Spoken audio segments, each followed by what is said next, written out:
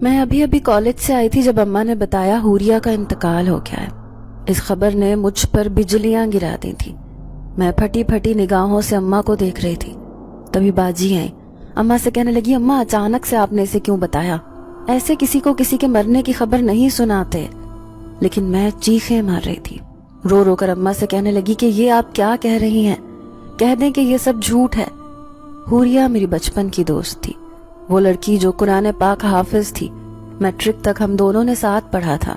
اس کا ذہن بہت اچھا تھا، اس لیے اس کے ماں باپ نے اسے حفظ کرنے کا مشورہ دیا۔ لیکن آج جب اماں کے منہ سے یہ بات سنی تو مجھے سخت صدمہ پہنچا تھا۔ میں وہیں زمین پر گر گئی۔ پھر جب مجھے ہوش آیا، جب باجی کہنے لگی، جاؤ حوریہ کا جنازہ تیار ہو گیا ہے، اپنی دوست کا آخری دیدار کر لو، میں کانپتے وجود کے ساتھ اٹھی اور پھر باجی مجھے اپنے ساتھ لے گئی۔ یہ سب کیسے ہوا تھا؟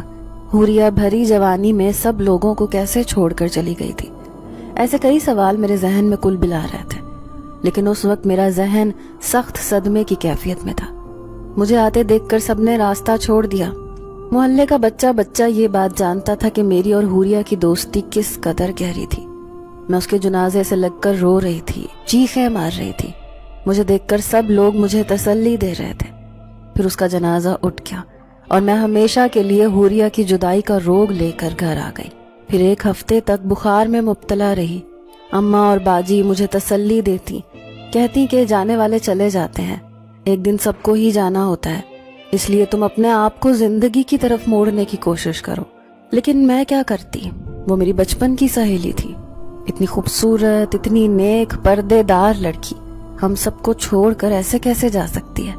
بار بار میرے ذہن میں بس یہی باتیں گونج رہی تھیں، اس کی یادیں، اس کی ہنستی چمکتی آنکھوں سے جب وہ ایک انسان کا ذکر کرتی تو مجھے بہت خوشی ہوتی کہ میری اس پیاری دوست کی زندگی میں کوئی ہے جو اس کا اتنا خیال رکھتا ہے۔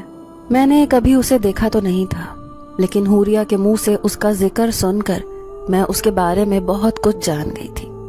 پھر اس رات آنسو بہاتی میں اپنی بچپن کو یاد کر رہی تھی۔ میرا نام ہبا ہے، میں حوریہ کے محلے میں ہی رہتی تھی۔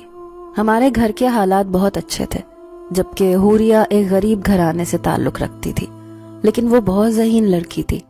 بچپن سے ہی اس کا رجحان دین کی طرف بہت زیادہ تھا۔ میری اور اس کی دوستی اسکول میں ہوئی تھی، محلہ بھی ایک تھا اور اسکول بھی ایک، اس لیے دن بدن وہ دوستی گہری ہوتی چلی گئی۔ میں اس کے بغیر نہیں رہ سکتی تھی، وہ میرے بغیر۔ لیکن میٹرک کرنے کے بعد ہماری دوستی میں کمی آ گئی، پھر بھی ہم نے ملنا نہیں چھوڑا تھا۔ میں نے کالج میں داخلہ لے لیا تھا، جبکہ اس نے مدرسے میں، کیونکہ اسے حفظ کرنے کی خواہش تھی۔ اس کی آنکھوں میں بڑے بڑے خواب تھے، لیکن اکثر اس بات پر اداس رہتی کہ نہ جانے میرے یہ خواب پورے ہوں گے یا نہیں۔ وہ ایک مدرسہ کھولنا چاہتی تھی، لیکن ایسے میں اس کی ناگہانی موت نے میرے دل پر گہرا اثر ڈالا تھا۔ دراصل وہ ایک یتیم لڑکی تھی، اپنے ماموں اور مامی کے ساتھ رہتی۔ اس کی اماں اس کی ممانی کے گھر کے سارے کام کرتی، گھر سنبھالتی، اس کے بچے سنبھالتی۔ بدلے میں دونوں ماں بیٹی کو ایک کمرے کا گھر مل گیا تھا، وہ اس کے ماموں کی اوپری منزل پر بنا ہوا تھا۔ لیکن وہ اکثر اداس رہتی، کہتی کہ مامی کا رویہ ان کے ساتھ اچھا نہیں ہے، مامی چاہتی ہیں کہ میں اور اماں وہ گھر چھوڑ کر چلے جائیں۔ ان کا کہنا ہے کہ ہم ان کے بچوں کے حق پر غاصب بن کر بیٹھے ہوئے ہیں۔ جس مدرسے میں وہ حفظ کرنے جاتی تھی وہ ہمارے علاقے سے اچھے خاصے فاصلے پر تھا، لیکن بیچاری اتنی دور پیدل آتی جاتی۔ کبھی کبھی بھری دوپہر میں آتے آتے وہ مجھے گلی میں ملتی تو اس کا حشر برا ہو رہا ہوتا تھا، پسینے سے گیلے کپڑے، سرخ چہرہ، مجھے اسے دیکھ کر ترس آتا۔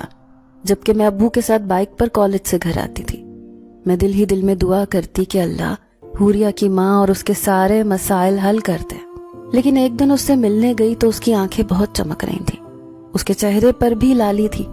میں حیران تھی کہ وہ اتنی خوش کیوں لگ رہی ہے۔ پھر اس نے ایک راز بتایا کہ وہ کسی سے محبت کرنے لگی ہے۔ اچھا، کون ہے وہ؟ میں شرارت سے اس سے پوچھنے لگی تو وہ مسکراتے ہوئے کہنے لگی، بہت جلد میں تمہیں بتا دوں گی، لیکن ابھی تو مجھے اس کے بارے میں معلوم نہیں ہے کہ وہ کون ہے، اس کا نام کیا ہے۔ اچھا، تو مطلب یہ ہے کہ محبت کی کہانی چھپ کے جاری ہے۔ مجھے ان باتوں میں دلچسپی تو نہیں تھی، لیکن حوریہ کی خوشی کے لیے اس کے دل کا حال جان لیتی تھی۔ پھر ایک دن اس نے بتایا کہ صرف 3 سپارے رہتے ہیں، اس کے بعد اس کا حفظ مکمل ہو جائے گا۔ پھر ایک دن اس نے اپنے دل کا گہرا راز مجھ سے شیئر کیا۔ وہ مجھ سے ملنے آئی تھی، میرے کمرے میں بیٹھی مجھ سے اپنے دل کی بات کر رہی تھی۔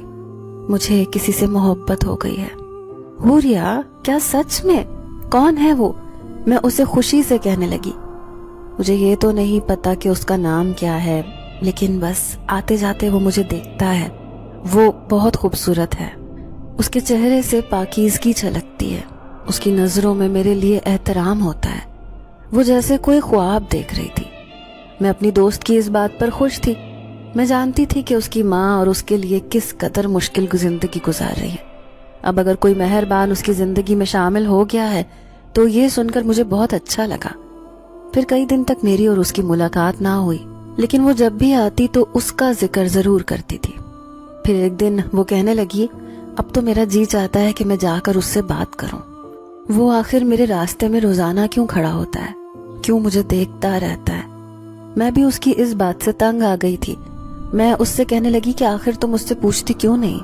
نہ وہ تمہارا کچھ کہتا ہے، نہ ہی وہ تمہیں کوئی پیغام بھیجواتا ہے، بس روزانہ تمہارا دیدار کرنے آ جاتا ہے۔ کوئی تو راز ہوگا اس کے پیچھے۔ وہ بھی کچھ پریشان سی لگ رہی تھی۔ پھر میں اپنے پیپرز میں مصروف ہو گئی اور وہ اپنے قرآن پاک کو مکمل کرنے میں۔ سارے محلے کے لوگ جانتے تھے کہ میری اور حوریا کی دوستی کس قدر گہری ہے۔ ہم ایک دوسرے کے بغیر رہ بھی نہیں سکتے تھے۔ پھر ایک دن میں اس سے ملنے گئی، تب وہ کہنے لگی، ماموں زبردستی میری شادی کرنا چاہتے ہیں۔ لیکن حوریا، تم نے شادی کے لیے تو قرآن پاک حفظ نہیں کیا، کہاں گئے وہ تمہارے سارے خواب؟ تم تو ایک مدرسہ کھولنا چاہتی تھی، اتنی جلدی شادی کر کے کیا کرنا ہے؟ اس کی آنکھوں میں آنسو آ گئے۔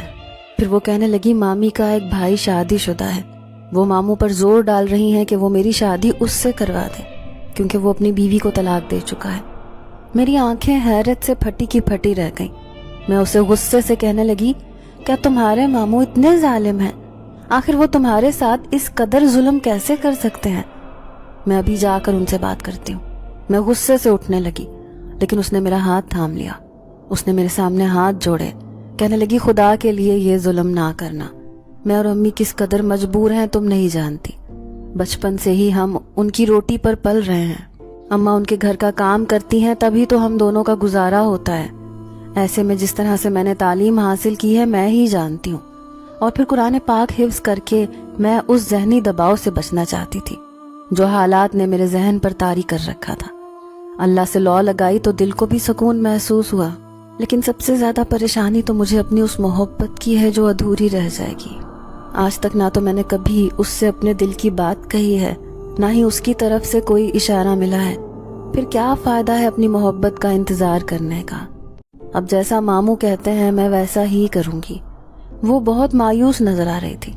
مجھے اس نوجوان پر غصہ آیا جس نے حوریا کی زندگی خراب کی تھی۔ کیا ضرورت تھی؟ اگر وہ اتنا ہی بزدل تھا تو اس کے راستے میں آ کر کھڑا ہونے کی، کیوں اس نے حوریا کو اپنی طرف مائل کیا؟ اور جب حوریا کو بھی اس سے لگاؤ محسوس ہونے لگا تو وہ کچھ کہتا ہی نہیں۔ پھر کئی دن گزر گئے۔ میں یہ بات کئی دفعہ امی کو بھی بتا چکی تھی کہ حوریا اور اس کی ماں کے ساتھ بہت غلط ہو رہا ہے۔ محلے والوں کو اس کے ماموں سے بات کرنی چاہیے۔ امی کہتی کہ اس کا ماموں بہت بڑا بدماش ہے، کون اس کے منہ لگے، وہ خراب آدمی ہے وہ۔ لیکن ایک دن میں گھر آئی تو مجھے یہ قیامت خیز خبر سننے کو ملی۔ کئی دن تک میں بخار میں مبتلا رہی، کسی طرح سے میرے دل کو سکون ہی نہیں مل رہا تھا۔ اس دن بھی میں بے قراری سے اٹھی، امی مجھے حوریا کے گھر جانا ہے، مجھے اس سے ملنا ہے۔ باجی سمجھاتے ہوئے کہنے لگی کہ دیکھو ہبا، وہ یہ دنیا چھوڑ کر چلی گئی ہے، اس کی موت کی کیا وجہ تھی ہم یہ تو نہیں جانتے، لیکن اللہ تعالیٰ اسے جنت میں اعلیٰ مقام عطا فرمائے۔ وہ ایک حافظہ لڑکی تھی، ضرور خوش نصیب لوگوں میں شامل ہوگی، لیکن مجھے کس طرح صبر آئے؟ میں ہر وقت بیمار رہنے لگی۔ پھر اس دن حوریا کی امی کے پاس جا پہنچی۔ دل میں خیال آیا کہ جب کسی طور میرے دل کو صبر نہیں آ رہا تو اس کی امی کی کیا حالت ہوگی جن کی کل کائنات ہی حوریا تھی۔ پھر آج میں ان سے ملاقات کرنے آئی ہوئی تھی۔ خالہ کیسی ہیں آپ؟ میں ان کے سامنے بیٹھی۔ انہوں نے بڑے پیار سے میرے سر پر ہاتھ پھیرا۔ میں دیکھ سکتی تھی کہ جوان اولاد کی موت کا صدمہ کیسا ہوتا ہے۔ ایسے لگ رہا تھا جیسے وہ ہڈیوں کا ڈھانچہ بن کر رہ گئی ہوں۔ میں نے ان کے سر پر ہاتھ رکھا، انہیں بخار ہو رہا تھا۔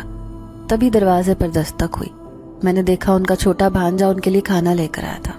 जब वो अपनी जवान औलाद को खो चुकी थी तब उन्हें इनका ख्याल करने का वक्त मिला था। मैं हुरिया का जिक्र उनके सामने नहीं करना चाहती थी कि मुबादा कहीं उनका दिल ना दुखे, लेकिन वो खुद ही मुझसे कहने लगी, मेरी बेटी क्या मुझसे जुदा हो गई। दिल चाहता है कि मैं भी अब ज्यादा दिन ना जीऊं, बस अपनी बेटी के पास जाना चाहती हूँ। लेकिन खाला, ऐसा क्या हुआ था उसे? इतने दिन से मेरी उससे मुलाकात भी नहीं हुई थी। किस वजह से अचानक से वो ये दुनिया छोड़कर चली गई? बस बेटा एक दिन आई तो कहने लगी कि अम्मी सर में दर्द है। मैं नहीं जानती थी कि उसके सर में क्यों दर्द है। डॉक्टर के पास लेकर गई तो डॉक्टर ने कहा कि टेंशन की वजह से इनका ब्लड प्रेशर बहुत ज्यादा हाई हो गया है, इन्हें किसी किस्म की कोई टेंशन ना दी जाए। मैं उसे घर ले आई, लेकिन तुम उसके मामू और मुमानी, वो तो तुम्हें पता ही है कि हुरिया के साथ क्या मसला चल रहा है। मैंने उन्हें बताया भी नहीं था। वो आकर कहने लगे कि अगले जुमे को हम इसका निकाह कर रहे हैं। मैंने देखा हुरिया की आंखों में शादी का खौफ था। मैं जानती थी कि मेरी बच्ची शादी के लिए राजी नहीं है, लेकिन मैं किस कदर मजबूर थी कि अपनी बेटी के लिए आवाज तक ना उठा सकती थी, सिर्फ इसलिए कि कहीं छत का ये आसरा ना चला जाए। लेकिन मैं क्या जानती थी कि वो इस कदर जहनी टेंशन का शिकार होगी कि उस रात उसके दिमाग की नस फटी। डॉक्टर ने आकर चेक किया तो कहने लगा कि जहनी दबाव की वजह से इनकी ऐसी हालत है। मेरी बच्ची कुरान पाक हिफ्ज करके इस दुनिया से चली गई। उसके सारे ख्वाब मिट्टी में मिल गए। खाला फूट फूट कर रो रही थी। फिर मैंने उन्हें अपने गले से लगा लिया। कहने लगी, खाला मैं भी हुरिया के जैसी हूँ, आप मुझे अपनी बेटी समझें। आज के बाद मैं आपका ख्याल रखूंगी। मेरी आंखों से भी टप टप आंसू गिर रहे थे। फिर मैं घर चली आई। मेरा मन ही नहीं लगता था घर में। मैं अजीब बेचैनी से पूरे घर में फिरती रहती। फिर एक दिन मेरा दिल चाहा कि मैं हुरिया की कब्र पर जाऊं, उसके लिए दुआ करूं, देखूं तो सही कि कोई उसकी कब्र की देखभाल करता है या नहीं। यही सोचकर मैं उसकी कब्र पर चली आई। फूलों से भरा हुआ शॉपर मैंने उसकी कब्र पर सारे फूल बिछा दिया। फिर दुआ के लिए हाथ उठाए तो एक बार फिर से मेरी आंखों से आंसू बहना शुरू हो गए। मैं फूट फूट कर रो दी। जवान दोस्त इस दुनिया से चली जाए तो उसकी क्या हालत होती है, ये कोई मुझसे पूछता। तभी किसी ने मेरे कंधे पर हाथ रखा तो मैं चौंक गई। वो एक बूढ़ा गोरकन था जो मुझे सब्र करने की तलकीन कर रहा था। उम्र रसीदा शख्स था। मैं आंसू साफ कर कर खड़ी हो गई। बेटा, ये कब्र एक जवान लड़की की है, ये तुम्हारी क्या लगती थी? मैं बाबा जी से कहने लगी कि ये मेरी गहरी सहेली थी, बचपन की दोस्त, जो मुझे भरी जवानी में छोड़कर चली गई। बहुत अच्छी थी, हाफिजा थी। उसकी बचपन से ख्वाहिश थी कि वो कुरान पाक को हिफ्ज करे और एक बहुत बड़ा मदरसा बनाए, लेकिन अपने सारे ख्वाबों को अधूरा छोड़कर वो ये दुनिया ही छोड़कर चली गई। मैंने बाबा जी से अपने दिल की बात कही थी, तभी वो गहरी सोच में डूब गए। मैं पलट कर आने लगी थी तब उन्होंने अचानक मुझे आवाज देकर रोका। बेटा, एक बात कहनी है तुमसे।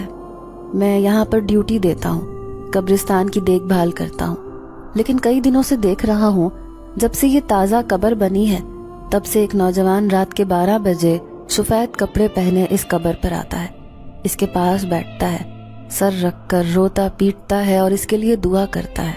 मैं नहीं जानता कि वो कौन है, कहाँ से आता है, लेकिन ये बात मुझे बड़ी अजीब लगी। आज तक मैंने ऐसा कभी नहीं देखा। मैं एकदम से चौंक गई। लेकिन बाबा जी, वो कौन है? क्या हमारे ही इलाके का है? बाबा ने नफी में सर हिलाया। फिर कहने लगे, यही तो बात मैं तुम्हें बताना चाहता हूँ। उसके बारे में कुछ अनोखी सी बात है, वो मुझे इंसान नहीं लगता। उनकी इस बात पर मैं बुरी तरह उछल पड़ी। ये आप क्या कह रहे हैं? ऐसा नहीं हो सकता, आपकी नजरों को जरूर कोई धोखा हुआ होगा। मैं सच कह रहा हूँ, मैंने कई लोग देखे हैं, मैंने एक नजर में पहचान लेता हूँ। ये मेरे बाल, मैंने धूप में इन्हें सफेद नहीं किया, लेकिन मेरा तजुर्बा बताता है कि रात को आने वाली ये मखलूक इंसान नहीं बल्कि जिन्नात है। बाबा ने तो मुझे खौफजदा कर दिया था। मैं सोच भी नहीं सकती थी कि हुरिया की कब्र पर आने वाली वो मखलूक कोई जिन्नजात होगी। मैं इस बात से बुरी तरह डर गई। बार बार यही सोच मेरे जहन में कुल बिलाती, क्या मुझे भी उस नौजवान को देखने के लिए जाना चाहिए। लेकिन अचानक ही मेरे जहन में झमाका हुआ। हुरिया ने खुद मुझे अपने मुंह से बताया था कि वो किसी लड़के से मोहब्बत करती है। कोई था जो उसके रास्ते में खड़ा होता है, वो नौजवान उसे पसंद करता है और हुरिया को भी। کہیں یہ وہی تو نہیں۔ اب مجھے شدید غصہ آیا۔ میں نے اس سے بات کرنے کا فیصلہ کیا، کیونکہ جہاں تک مجھے لگتا تھا وہ ہی اسے قبر میں پہنچانے کا ذمہ دار تھا۔ اگر وہ کوئی فیصلہ کرتا یا پھر حوریہ سے اپنی محبت کا اظہار کرتا تو اس کے لیے رشتہ بھجواتا تو شاید یہ نوبت نہ آتی۔ اب ضروری ہو گیا تھا کہ میں اس نوجوان سے بات کروں۔ میں نے رات کو جانے کا فیصلہ کیا، لیکن گھر سے نکلنا ناممکن تھا، اور اس بوڑھے گورکن کا کہنا تھا کہ وہ نوجوان صرف رات کے 12 بجے کے بعد ہی اس قبر پر آتا ہے۔ پھر اس دن مجھے موقع مل گیا۔ امی ابو گاؤں جا رہے تھے۔ گاؤں میں میرے تایا ابو رہتے تھے۔ ان کی طبیعت ٹھیک نہیں تھی۔ ہم دونوں بہنیں اکیلی تھیں۔ وہ صرف ایک رات کے لیے ہی گئے تھے۔ باجی بھی یونیورسٹی جاتی تھی، پھر رات گئے تک پڑھائی کرتی رہیں اور پھر سو گئیں، لیکن مجھے نیند نہیں آ رہی تھی۔ آج میں نے ہاتھ موقع لگا تھا تو میں وہیں اس قبرستان کی طرف جانا چاہتی تھی۔ گو کہ ہمارے گھر سے اچھے خاصے فاصلے پر وہ قبرستان تھا، لیکن میں ہمت کر کے اس نوجوان سے ملنا چاہتی تھی۔ حوریہ کی خاطر میں کچھ بھی کرنے کو تیار تھی۔ میں جاننا چاہتی تھی کہ آخر اس کی اس ادھوری محبت کا صدمہ اسے مرنے پر مجبور کر رہا تھا یا بات کوئی اور تھی۔ میں نے دیکھا باجی گہری نیند سو چکی تھی۔ ہم دونوں ایک ہی کمرے میں سوتے تھے۔ پھر میں نے ان کی چادر اوڑھی، نقاب کر کے فوراً گھر سے نکل آئی، لیکن جاتے جاتے دروازہ اچھی طرح بند کر دیا تھا۔ گو کہ میری یہ حرکت بہت بری تھی، لیکن میں کیا کرتی؟ جب تک میں وہ راز نہ جان لیتی میرے دل کو بھی سکون نہیں مل رہا تھا۔ اس گلی سے گزر کر تیز تیز قدموں سے چلتے ہوئے قبرستان کی طرف جانے لگی۔ راستے میں بہت تاریکی پھیلی ہوئی تھی اور رات کا سناٹا دل کو چیر دینے والا تھا، لیکن میرے اندر نہ جانے اتنی ہمت کہاں سے آ گئی تھی۔ قبرستان پہنچ کر میں نے دیکھا بوڑھا گورکن کہیں پر بھی نظر نہیں آ رہا تھا۔ اس کا مطلب تھا کہ وہ اپنے کوارٹر میں جا چکا تھا۔ پھر میں ایک طرف درخت کے پیچھے چھپ گئی۔ حوریہ کی قبر میری نظروں کے سامنے تھی۔ میں کافی دیر تک اس کا انتظار کرتی رہی، لیکن مجھے کوئی بھی نظر نہیں آیا۔ اب میں مایوس سی تھی، لیکن جیسے ہی پلٹ کر قبر کی طرف دیکھا تو میرے رونگٹے کھڑے ہو گئے۔ وہاں پر لال گلاب بکھرے ہوئے تھے۔ تازہ پھولوں کی مہک مجھے یہاں پر بھی محسوس ہو رہی تھی، لیکن قبر پر پھول ڈالنے والا کہیں دکھائی نہیں دیا تھا۔ میں پاگلوں کی طرح اسے تلاش کرنے کی کوشش کر رہی تھی، لیکن پھر بھی مجھے وہاں کوئی بھی نظر نہ آیا۔ اب میں مایوسی سے گھر کی طرف چل پڑی، لیکن ایسے لگا جیسے کوئی میرا پیچھا کر رہا ہو۔ جیسے ہی میں نے پلٹ کر دیکھا تو پیچھے کوئی بھی نہیں تھا۔ اب تو میں نے اور بھی تیزی سے چلنا شروع کر دیا، لیکن اچانک ہی میرے کانوں میں آواز سنائی دی، رکو، تم حوریہ کی دوست ہو نا؟ میں نے جیسے ہی پلٹ کر دیکھا تو وہیں ساکت رہ گئی۔ وہ سفید لباس میں کھڑا نوجوان جو بالکل میرے پیچھے کھڑا تھا مجھے غور سے دیکھتا ہوا، لیکن اس کی آنکھوں سے جیسے لہو ٹپک رہا ہو۔ اس کی صدمے سے حالت بری تھی۔ میں بالکل ہی دیوار سے چپک گئی۔ میں جو اس سے لڑائی جھگڑا کرنے کا سوچ رہی تھی، لیکن اس کی پراسراریت محسوس کر کے وہیں پر خوف زدہ کھڑی رہی۔ تم کون ہو؟ بمشکل میرے منہ سے یہ الفاظ ادا ہوئے تھے۔ وہی جس کی کھوج میں تم قبرستان گئی تھی۔ میں وہی ہوں جو روزانہ اس کی قبر پر پھول ڈالنے جاتا ہوں۔ میں نے جھٹکے سے سر اٹھایا، پھر غصے سے کہنے لگی، تمہاری ہی وجہ سے وہ اس قبر میں گئی ہے۔ تم نے اس کے ساتھ بے وفائی کی تھی، آخر تم نے اسے کیوں مار ڈالا؟ ایک جوان لڑکی کو جس کی آنکھوں میں کئی خواب تھے، جو اپنی ایک لمبی زندگی جینا چاہتی تھی، تمہاری وجہ سے وہ موت کے منہ میں چلی گئی۔ میں اس پر الزام لگا رہی تھی جبکہ وہ نظریں جھکائے کھڑا تھا۔ پھر مایوس لہجے میں کہنے لگا، اس کے پیچھے ایک بہت بڑی کہانی ہے، تم سنو گی تو حیران رہ جاؤ گی۔ مجھے تمہاری کوئی کہانی نہیں سننی۔ میں غصے سے پھٹ پڑی۔ تم ایک بے وفا مرد ہو اور ان کی سزا یہی ہونی چاہیے کہ ہر رات تم اس کی قبر پر جا کر آنسو بہاؤ، لیکن حوریہ تمہیں معاف نہیں کرے گی۔ میں غصے سے کہتی پلٹ کر واپس گھر آ گئی، کیونکہ باجی گھر پر اکیلی تھی۔ میرا دل زور زور سے دھڑک رہا تھا۔ میں اسے نہ جانے کیا کیا باتیں سنا کر آ گئی تھی، لیکن پھر یہ سوچ کر افسوس ہوا کہ بغیر سوچے سمجھے نہ جانے کیا کیا بول دیا۔ لیکن میں اپنے دل کی بھڑاس نکال کر خوش ہو رہی تھی۔ اس سنگ دل نوجوان کو بھی احساس ہونا چاہیے تھا کہ کسی کی زندگی کن لوگوں کو عزیز ہوتی ہے، کسی ایک کے چلے جانے سے کتنے لوگوں کے لیے جینا دشوار ہو جاتا ہے۔ پھر اس بات کو 2-3 دن ہی گزرے تھے جب میرے ساتھ ایک عجیب و غریب واقعہ پیش آیا۔ اس رات میں پڑھائی کر رہی تھی، اپنے کمرے میں اکیلی تھی۔ ابو بھی گاؤں سے واپس آ گئے تھے اور باجی دوسرے گھر میں سو رہی تھی۔ تبھی مجھے اپنے کانوں میں ایک سرگوشی سی سنائی دی، سنو، میں بے وفا نہیں ہوں۔ میں نے پلٹ کر دیکھا اور اچھل پڑی۔ سفید لباس پہنے وہ نوجوان میرے کمرے میں موجود تھا۔ میں دھیمے لیکن تیز لہجے میں کہنے لگی، تم اندر کیسے آئے؟ اس نے تمہیں اندر آنے کی اجازت دی۔ میں کبھی بھی کہیں بھی پہنچ سکتا ہوں، یہ میری طاقت ہے۔ آج تمہارے سامنے کھڑا ہوں تو تمہارے اس الزام کا جواب دینے کے لیے جو تم نے میری ذات پر لگایا ہے۔ کیسا جواب؟ اب میں اسے غصے سے دیکھ رہی تھی۔ حوریہ سے شادی کرنا، اسے اپنے ساتھ لے جانا، یہ سب میرے لیے ممکن نہیں تھا۔ میں اس معاملے میں بالکل بے بس تھا۔ اگر بے بس تھے تو اسے محبت کے جال میں کیوں پھنسایا؟ میں نے فوراً سے اسے کہا۔ اس نے سر جھکا لیا، پھر کہنے لگا، یہ بات تمہیں بڑی عجیب لگے گی، اس وقت میں تمہارے کمرے میں موجود ہوں۔ کیا تمہیں مجھ پر شک نہیں ہوا کہ میں اس کمرے میں کیسے آیا؟ دراصل میں ایک جن ذات ہوں۔ اچانک سے ہی اس کے چہرے کے تاثرات بدلے۔ مجھے اس کی خوفناک آنکھوں سے بہت ڈر لگا۔ میں اس کی یہ بات سن کر چیخیں مارنے لگی کیونکہ اس کی بدلی ہوئی حالت نے مجھ پر خوف کے سائے طاری کر دیے تھے۔ مجھے یوں ڈرتا دیکھ کر وہ کہنے لگا، گھبراؤ مت، میں یہاں تمہیں ایک حقیقت بتانے آیا ہوں۔ میرا مقصد تمہیں خوفزدہ کرنا نہیں تھا۔ اس کا لہجہ ٹوٹا ہوا تھا۔ پھر وہ کچھ یاد کرتے ہوئے کہنے لگا، حوریہ کو میں نے پہلی دفعہ اس جگہ سے گزرتے ہوئے دیکھا تھا۔ میں پہلی مرتبہ انسانوں کی دنیا میں آیا تھا۔ تب میں نے اپنے آپ کو ایک انسانی روپ دیا اور قبرستان کا راستہ پوچھنے لگا، کیونکہ انسانوں کی دنیا میں ہماری ملکہ کی قبر ہے۔ جو بھی جن زاد انسانوں کی دنیا میں آتا ہے تو اس کی قبر پر فاتحہ پڑھنے ضرور آتا ہے، اور میں بھی اسی قبرستان میں جانا چاہتا تھا۔ جب ایک خوبصورت لڑکے کو اس راستے سے گزرتے ہوئے دیکھا تو اسے دیکھ کر میں چونک گیا۔ اس کی آواز بھی بالکل اسی کی طرح تھی، چہرے پر پاکیزگی کی چمک۔ اس کے ہاتھ میں قرآن شریف تھا۔ میں نہیں جانتا تھا کہ وہ کہاں جا رہی ہے۔ میں بے خودی میں اس کا پیچھا کرتا رہا۔ پھر وہ ایک مدرسے کے اندر جا رہی تھی۔ اب میں قبرستان سے واپس آیا تو اسی کا انتظار کرنے لگا۔ پھر میں نے دیکھ لیا وہ روزانہ اسی راستے سے آتی جاتی ہے۔ میں اس کے عشق میں دیوانہ ہو گیا تھا۔ وہ جب بھی یہاں سے گزرتی تو میری آنکھوں سے دیکھ رہی ہوتی تھی۔ وہ بھی مجھے دیکھ کر مسکراتی تھی۔ نہ جانے اس کے دل میں بھی شاید میرے لیے محبت پیدا ہو گئی تھی، لیکن وہ میری حقیقت سے واقف نہیں تھی کہ میں ایک انسان نہیں بلکہ ایک جن ذات ہوں۔ وہ مجھے ایک انسان ہی سمجھتی تھی۔ اکثر آتے جاتے مجھ پر بھی ایک نظر ڈال لیتی۔ پھر ایک دن وہ آئی تو اس کے ہاتھ میں مٹھائی کا ڈبہ تھا۔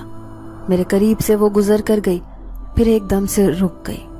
کہنے لگی، آج میں نے قرآن پاک حفظ کر لیا ہے۔ آج میری خواہش پوری ہو گئی ہے۔ میں ایک حافظہ بن چکی ہوں۔ یہ مٹھائی آپ کے لیے ہے۔ مجھے وہ مٹھائی کا تحفہ دے کر یہاں سے جا چکی تھی۔ میں تو خود کو ہواؤں میں اڑتا ہوا محسوس کر رہا تھا۔ یوں ہماری محبت کا آغاز ہو گیا۔ جس طرح میں اس کے عشق میں دیوانہ تھا، اسی طرح وہ بھی مجھ سے محبت کرتی تھی۔ اس کی آنکھوں میں بھی میرے لیے دیوانگی تھی، لیکن کچھ دنوں سے وہ شدید پریشان نظر آنے لگی۔ میں اس سے کہنے لگا کہ اتنی پریشان کیوں ہو؟ تو وہ بے چینی سے کہنے لگی، ماموں میری زبردستی شادی کرنا چاہتے ہیں۔ میرے ساتھ بچپن سے ہی کچھ مسئلے ہیں جنہیں چاہ کر بھی میں خود سے الگ نہیں کر پاتی۔ میں بالکل بے بس ہو چکی ہوں۔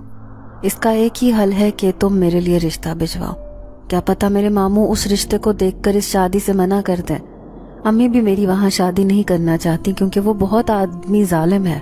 وہ میری زندگی برباد کر دے گا۔ مجھے ایسے لگتا ہے کہ تم سے شادی کر کے میں اپنے سارے خواب پورے کر سکتی ہوں۔ میں ایک بہت بڑا مدرسہ بنانا چاہتی ہوں، بچوں کے لیے۔ وہاں خود کو پڑھاتے ہوئے دیکھتی ہوں۔ اس کی آنکھوں میں روشنی چمک رہی تھی، ساتھ ہی آنسو بھی گر رہے تھے۔ میرا بس نہیں چل رہا تھا میں اس کے آنسو سمیٹ لوں، اسے رونے سے منع کروں۔ اب مجھے افسوس ہونے لگا کہ پہلے میں نے اسے سچائی کیوں نہیں بتائی۔ اگر اسے سچائی بتا دیتا تو نوبت یہاں تک نہیں پہنچتی۔ اب مجھے اس بات پر اصرار کرتی کہ میں اس کے لیے رشتہ بھجواؤں، اور میں اس معاملے میں بے بس تھا۔ کیسے اسے بتاتا کہ میں تو دور ایک جنات کے قبیلے سے آیا ہوا ایک جن زاد ہوں، یہاں اپنی ملکہ کی قبر پر آیا تھا جب اس حافظہ لڑکی کے عشق میں گرفتار ہوا، اور عشق بھی ایسا کہ مجھے ایک پل سکون نہیں مل رہا تھا۔ میں اس معاملے میں بے بس تھا۔ پھر ایک دن وہ آئی تو بہت بیمار لگ رہی تھی، اس کے چہرے پر رونق نہیں تھی۔ وہ میرے سامنے روتے ہوئے کہنے لگی، تم نے بہت دیر کر دی، ماموں نے رشتہ طے کر دیا ہے، اگلے جمعے کو میری شادی کرنا چاہتے ہیں، کسی طرح مجھے بچا لو، میری زندگی برباد نہ ہونے دو۔ تو پہلی بار میری آنکھوں میں آنسو آئے تھے۔ میں نے فیصلہ کیا کہ میں اسے سچائی بتاؤں گا، اسے بتاؤں گا کہ کس طرح سے تمہارے ساتھ دھوکا ہوا ہے اور تمہیں دھوکا دینے والا میں ہوں۔ کاش اسے کوئی تکلیف نہ پہنچے۔ اسے سچائی بتانے سے پہلے میں یہ دعا کر رہا تھا۔ پھر میں نے اسے بتایا کہ میں انسان نہیں بلکہ جنات ہوں۔ اگر تمہیں یہ بات منظور ہے کہ تم ایک جن ذات سے شادی کر سکو تو میں تمہیں اپنی دنیا میں لے کر چلتا ہوں۔ وہ ایک دم سے میرے پاس سے اٹھ کھڑی ہوئی، پھٹی پھٹی نگاہوں سے میرے چہرے کو دیکھ رہی تھی۔ آج میری آنکھوں میں اسے اپنا عکس نظر نہ آیا۔ وہ میری سچائی جان گئی تھی۔ ایسے نہیں ہو سکتا، تم مجھ سے صرف شادی نہ کرنے کے بہانے سے یہ سب کہہ رہے ہو۔ ایسا کیسے ہو سکتا ہے کہ ایک نوجوان جو میری زندگی میں کئی سالوں سے شامل ہے وہ جن ذات ہے، انسان نہیں؟ یہ سب جھوٹ ہے۔ پھر میں نے اسے اپنا اصلی روپ دکھایا، جسے دیکھ کر وہ ایک دم بخود رہ گئی۔ اسے یقین ہو گیا کہ میری بات سچ ہے۔ ایک طرف تو وہ اپنے گھر والوں کی طرف سے ذہنی دباؤ کا شکار تھی، دوسری طرف میں نے بھی اس سے اپنی اصلیت چھپائی تھی۔ اس دن سے وہ گھر میں قید ہو کر رہ گئی۔ میں روزانہ اس کا انتظار کرتا۔ آخرکار میں نے اس کے سامنے جانے کا فیصلہ کیا۔ پھر اس رات میں اس کے سامنے موجود تھا۔ وہ مجھے دیکھ کر نہ ڈری نہ گھبرائی، بے بسی سے چارپائی پر پڑی رہی۔ جب میں نے اسے کہا کہ میں اس سے ساری دنیا سے چھپ کر اپنے ساتھ لے جاؤں گا تو اس نے نفی میں سر ہلا دیا، کہنے لگی اب یہ ناممکن ہے۔ اگر تم پہلے دن مجھے اپنی سچائی بتا دیتے تو شاید میرے دل کو اتنا صدمہ نہ پہنچتا، لیکن آج مجھے اپنی محبت پر شرم آ رہی ہے کہ کس طرح سے محبت کے نام پر مجھے دھوکا دیا گیا۔ اتنی بڑی سچائی تم نے مجھے نہیں بتائی۔ میں نے اس کے سامنے ہاتھ جوڑ دیے، مجھے معاف کر دو حوریہ، میں تمہارا مجرم ہوں۔ اس نے مجھے معاف کر دیا تھا، لیکن اس کی آنکھوں میں آنسو تھے۔ میں روتا ہوا وہاں سے لوٹ آیا، لیکن ایک دن میں اس سے ملنے گیا تو لوگوں کا ہجوم دیکھ کر میرے پیروں تلے سے زمین نکل گئی۔ میرا دل کہہ رہا تھا کہ میرے ساتھ انہونی ہو چکی ہے۔ سفید کپڑوں میں لپٹا جنازہ کسی اور کا نہیں بلکہ میری محبت کا تھا۔ میں بھی ان لوگوں میں شامل تھا جو اس جنازے کے ساتھ جا رہے تھے، لیکن میری حالت ان سب سے بری تھی۔ اس وجود سے مجھے عشق ہو گیا تھا، اور آج اس عشق کے ہاتھوں میں روزانہ اس کی قبر پر آتا ہوں۔ ایسے لگتا ہے جیسے میں نے اسے دھوکہ دے کر غلطی کی۔ کیا واقعی میں سزا کا مستحق ہوں؟ وہ جن ذات مجھے بھیانک سچائی بتا رہا تھا، جبکہ میں نے نفرت سے اسے دیکھا۔ کہنے لگی میری دوست کو قبر میں اتارنے والے تم ہو، تم ایک جن ذات ہو، لیکن تمہاری محبت نے اسے خون کے آنسو رلایا ہے۔ وہ مجھے تمہارے بارے میں سب بتاتی تھی، کہتی تھی کہ ایک نوجوان ہے جو مجھ سے بہت محبت کرتا ہے، وہ میرے سارے خواب پورے کر دے گا، میری زندگی کو جنت بنا دے گا۔ لیکن جب اس کے سامنے سچائی آئی تو شاید وہ اس بات کو برداشت نہیں کر پائی، جبھی تو موت کو گلے لگانا بہتر سمجھا۔ میں تمہیں کبھی معاف نہیں کروں گی، تم ایک قاتل جن ذات ہو۔ میں نے اس سے رخ موڑ لیا تھا۔ وہ تھوڑی دیر میرے کمرے میں موجود رہا، پھر غائب ہو گیا۔ اب میں کالج آنے جانے لگی، پہلے سے بھی زیادہ خاموش ہو گئی۔ دوسری طرف باجی کی شادی کی تیاریاں ہو رہی تھیں۔ کبھی کبھار میں خالہ کی طرف بھی چلی جاتی، لیکن ایک دن امی نے بڑی عجیب بات بتائی۔ حوریہ کی ماں اس کی موت کی وجہ چھپا رہی ہے، دال میں کچھ کالا لگتا ہے۔ امی کی بات پر مجھ پر قیامت ٹوٹ پڑی۔ میں پھٹی پھٹی نگاہوں سے انہیں دیکھتے ہوئے کہنے لگی ایسا کیسے ہو سکتا ہے امی؟ انہوں نے بتایا ہے کہ حوریہ کے دماغ کی نس پھٹ گئی تھی، وہ شدید ذہنی دباؤ کا شکار تھی۔ امی کہنے لگی ہاں وہ سب کو ایسے ہی کہہ رہی ہے، لیکن وجہ کچھ اور لگتی ہے۔ اب تو امی نے جیسے مجھے ایک نئے دوراہے پر لا کر کھڑا کر دیا تھا۔ وہ میری گہری دوست تھی، اس کی موت کی وجہ جاننے کے لیے میں بے چین تھی۔ سارے محلے والے باتیں بنا رہے تھے کہ خدیجہ نے اپنی بیٹی کی موت کی وجہ چھپائی ہے، اس کے پیچھے کوئی گہرا راز ہے۔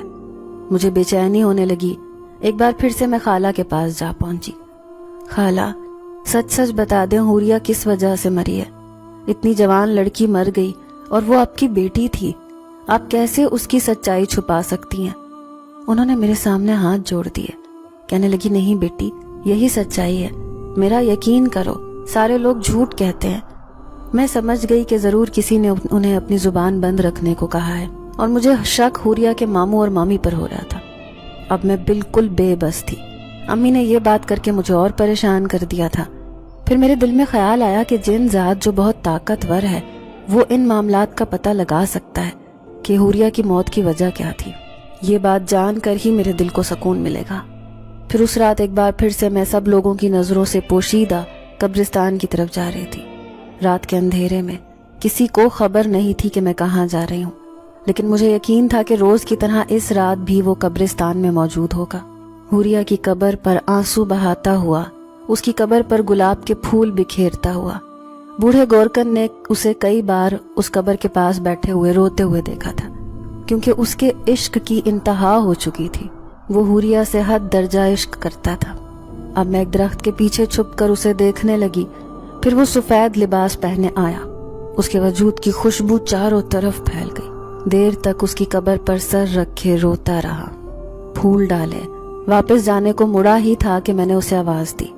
وہ جیسے ہی پلٹا تو حیران رہ گیا۔ میں اس کے پیچھے ہی تو کھڑی تھی۔ مجھے تمہاری مدد چاہیے، میں نظر جھکا کر کہنے لگی۔ کیسی مدد؟ کیا تم نے مجھے معاف کر دیا ہے؟ میں تمہیں معاف کر دوں گی، لیکن ایک شرط پر۔ دراصل سب لوگوں کا کہنا ہے کہ حوریہ کی موت کی وجہ کچھ اور ہے۔ کیا اسے قتل کیا گیا ہے یا پھر وہ اپنی موت مری ہے؟ مجھے یہ سب پتہ لگانا ہے۔ وہ جن ذات کہنے لگا، کاش میں اس وقت حوریہ کے پاس ہوتا، نہ اسے کبھی مرنے دیتا، نہ جانے اس کے ساتھ کیا ہوا۔ مجھے تو وہ وجہ معلوم نہیں ہے۔ میں تم سے یہی تو کہہ رہی ہوں، تم کسی طرح سے یہ پتہ لگانے کی کوشش کرو۔ دیکھو، اگر اس کی موت کسی اور وجہ سے ہوئی ہے تو ہمیں اس کے قاتلوں کو زندہ نہیں چھوڑنا چاہیے۔ پھر وہ جنات کہنے لگا کہ یہ ایک ہی صورت میں ممکن ہے، مجھے کچھ دنوں کے لیے اس کے گھر میں رہنا پڑے گا۔ میری موجودگی کی خبر کسی کو نہیں ہوگی، لیکن میں ایسے معاملات جان لوں گا جو سب کی نظروں سے پوشیدہ ہوتے ہیں۔ اس کی بات سن کر میں مطمئن ہو گئی، وہ سب پتہ لگا سکتا ہے۔ یہی سوچ کر میں خوش ہو گئی۔ پھر گھر آ گئی۔ پھر کئی دن گزر گئے۔ ابھی تک جن ذات کا کوئی پیغام نہیں آیا تھا، نہ ہی مجھے وہ نظر آیا۔ پھر ایک دن میں نے حوریہ کے گھر جانے کا سوچا۔ اس کی ماں نیچے موجود تھی، کچن میں کام کرتی ہوئی کتنی کمزور ہو گئی تھی، لیکن ان کے چہرے پر مردنی چھائی ہوئی تھی۔ ایسے لگتا تھا جیسے بس چند دنوں کی مہمان ہو۔ وہ مجھے دیکھ کر خوش ہوئی، پھر کہنے لگی، آؤ بیٹی اوپر جا کر بیٹھو، بس میں یہ برتن دھو کر ابھی آئی۔ ان کے کہنے پر میں ان کے کمرے میں جا کر بیٹھ گئی۔ ابھی بیٹھی ہی تھی کہ اچانک مجھے عجیب سی آہٹ محسوس ہوئی۔ میں کسی صدمے کا شکار تھی۔ میں سوچ رہی تھی کہ حوریہ کی موت کی ذمہ دار اس کی ماں ہے، جو اپنے بھائی کو نہ سمجھا سکی کہ اس کی بیٹی کے ساتھ زبردستی نہ کرے، یا پھر اس کا ماموں ہے جو یہ ایک یتیم لڑکی پر زبردستی اپنی مرضی تھوپنا چاہتا تھا، یا پھر وہ جن ذات ہے جس نے اسے اپنی اصلیت چھپائی، یہ سوچ کر کہ کہیں اس کی اصلیت جان کر وہ لڑکی اس سے جدا نہ ہو جائے، یا پھر حوریہ خود جن ذات سے الگ نہیں ہو سکتی تھی۔ حوریہ کا عشق سچا تھا، یا پھر جن ذات کا۔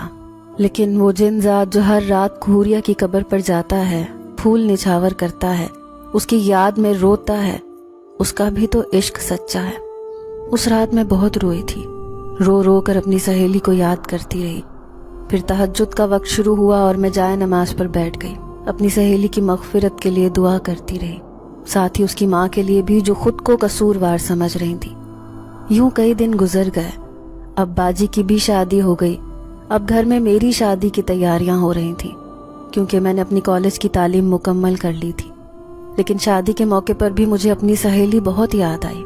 دل میں خیال آیا کہ وہ اس طرح دلہن بنتی جیسے آج میں دلہن بن رہی ہوں۔ کیسے اس کی ماں کو صبر آیا ہوگا۔